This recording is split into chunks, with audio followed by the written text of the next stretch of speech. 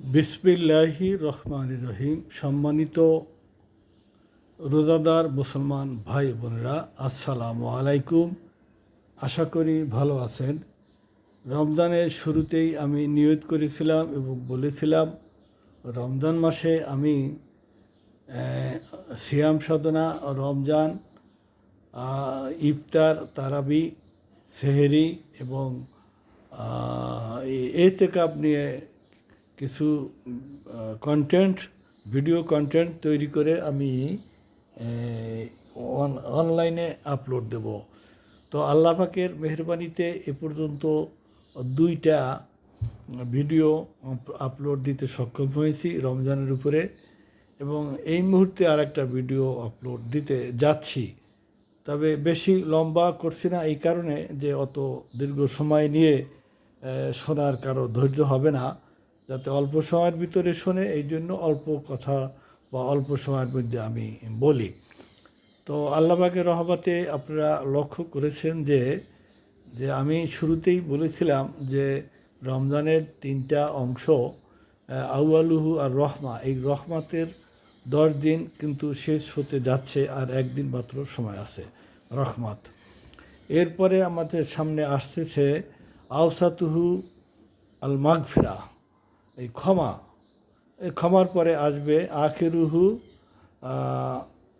আখিরুহু আর নাজাত এতকুম মিনান নার। তা এখনে আমরা বলতে চাচ্ছি যে আমাদের একদিন মাত্র আছে, রহমত শেষ হতে যাচ্ছে। আল্লাহর রহমত আমরা কতটুকু অর্জন করতে পেরেছি সেটা আমাদের কৃতকর্মের উপরে নির্ভর করে। আল্লাহ যে বিনা কারণে ভিক্ষুক যদি ভিক্ষা না চায়, আমরা কিন্তু ভিক্ষুককে ভিক্ষা দেই না। ভিক্ষুককে যদি ভিক্ষা না দেই, ভিক্ষুক না চায়, সেই ক্ষেত্রে কিন্তু আমার ব্যাপারে কোনো অপরাধও হবে না। এই জন্য আল্লাহর রহমত তো সকলের প্রতি আমভাবে আছে। তারপরও আল্লাহর খাস রহমত পেতে হলে আল্লাহর গুণগান গাইতে হবে। রমজান মাসে আল্লাহর কাছে বেশি বেশি ইস্তেগফার করতে হবে, বেশি বেশি তাওবা করতে হবে, বেশি বেশি শুকরিয়া আদায় করতে হবে, বেশি বেশি কালেমা পড়তে হবে, বেশি বেশি আল্লাহুম্মা আজিনা মিনান নার বলতে হবে, আস্তাগফিরুল্লাহ বেশি বেশি পড়তে হবে, বেশি বেশি দুরূদ শরীফ পড়তে হবে, কোরআন তেলাওয়াত বেশি করতে হবে, দুরূদ শরীফ নফল ইবাদত বেশি বেশি করতে হবে, এবং সর্বোপরি দান খয়রাত। রমজান মাসে দান খয়রাতের বিরাট একটা স্বভাব।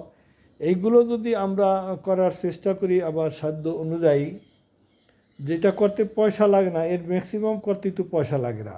দান খয়রাত করতে পয়সা লাগে। পয়সা যদি আমার না থাকে তাহলে আমি অন্য আমল করব, আমি জিকির করব, কোরআন তেলাওয়াত করব, তসবিহ তাহলিল পড়ব, আস্তাগফিরুল্লাহ পড়ব, আমি আল্লাহুম্মা আজিনা মিনান নার এই দোয়া পড়ব, আল্লাহুম্মা গফিরলি হাইয়িনা মাইয়িতিনা এই দোয়া পড়ব। এগুলো মাঝে মাঝে একটু আমল করব, তাহলে তো আমার রহমত আমার প্রতি নাজিল হবে। আর এটা যদি না পড়ি, শুধু হা করে তাকাই থাকি, রহমতে অটোমেটিক রহমত আসবে। সেই অটোমেটিক যেটুকু রহমত আসবে, এই ততটুকুতে আপনার খুব একটা সুবিধা হবে না।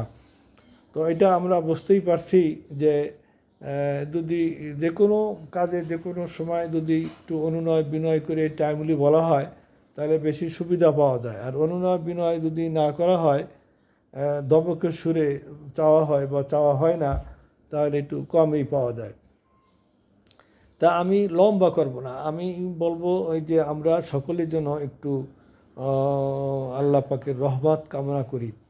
তা আমি শুরুতেই বলেছিলাম যে ইজা যা শাহরু রমজান, যখন রমজান মাস আসে, ফুতেহাত আবু আবু জান্নাতের দরজা খুলে দেয়, গুল্লিকাত আবু আবু জাহান্নামের দরজা বন্ধ করে দেয়, গুল্লিকাত সুলসিলাতি শায়াতিন, শয়তানকে জিন্দির দিয়ে শিকল দিয়ে আবদ্ধ করে রাখা হয়। এর ব্যাখ্যা আমি বলেছিলাম যে এরপরও কিন্তু শয়তানি, দেখেন আমরা লক্ষ্য করেছি ব্রাহ্মণবাড়িয়া এবং সালথা ফরিদপুরের কীরকম মারামারি রমজান মাসে হয়, এটা কল্পনা করাই যাচ্ছে না।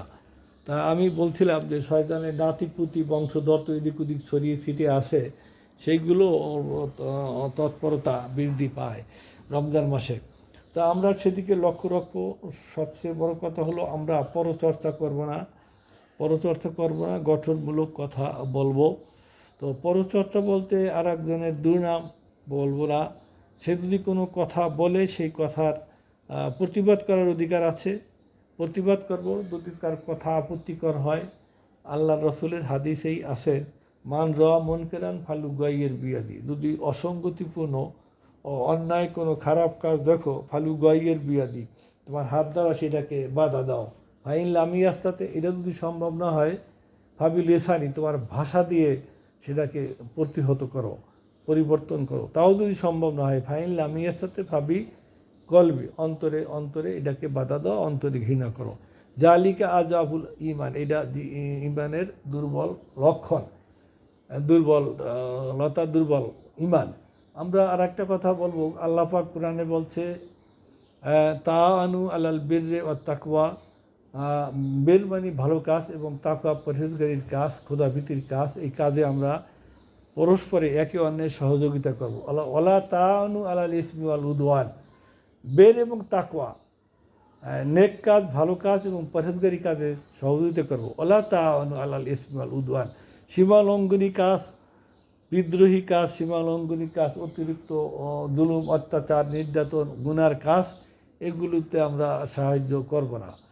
তো এখানে আল্লাহ রাসূল একটা হাদিস বলছেন, মান তাশাব্বাহা বিকাওমিন ফাহুয়া মিনহুম, আমি যদি কোনো লোকের সাথে যে যেই কাজ করে তার সাথে হাত মিলাই, আমি যদি ভালোর সাথে হাত মিলাইতে আমি ভালো লোক, আমি যদি শিরক মুশরিকের সাথে হাত মিলাই তাহলে আমি সেই দলের অন্তর্ভুক্ত হয়ে যাব।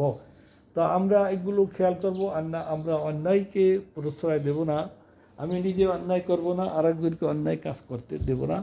তা এইটাই আমাদের কাজ হবে। এরপরে আসতেছে হলো মাগফিরাত। এই মাগফিরাত সম্পর্কে আমরা আর একটু কথা বলবো। মাগফিরাতটা কি? যে এটা ক্ষমা করে দেওয়া। রহমত হলো দয়া, আর মাগফিরাত হলো ক্ষমা। আল্লাহ পাক কবরবাসীকে ক্ষমা করবে, আমাদেরকে ক্ষমা করবে। সেই ক্ষমা আমাদের কর্মফল দ্বারা, আমাদের কাজ দ্বারা আল্লাহর কাছ থেকে চেয়ে নিতে হবে। তো আমরা আর কথা বাড়াবো না। আমরা পবিত্র রমজান মাসের সকলের জন্য শুভ হোক। এই রমজান মাসের খায়ের বরকত আমাদের মধ্যে চলে আসুক। এই রমজান মাসে আমাদের কীর্তকর্ম, সিয়াম সাধনা দ্বারা আমরা তো আমাদের গুনাহ খাতা মাফ করাতে পারি এবং আমাদের বাবা মা মুরব্বী যারা কবরে শুয়ে আছেন তাদের কবর আযাব মাফ করতে পারি। তাদের জান্নাতের দরজা খোলা আছে, তারা যেন জান্নাতেই থাকে এবং জাহান্নাম যেন চিরতরে তাদের জন্য বন্ধ হয়ে যায়। পরবর্তীতে রহমত সম্পর্কে এবং মাগফিরাত সম্পর্কে আরও কথা বলবো, সেই অপেক্ষা থাকুন। আসসালামু আলাইকুম ওয়া রাহমাতুল্লাহ।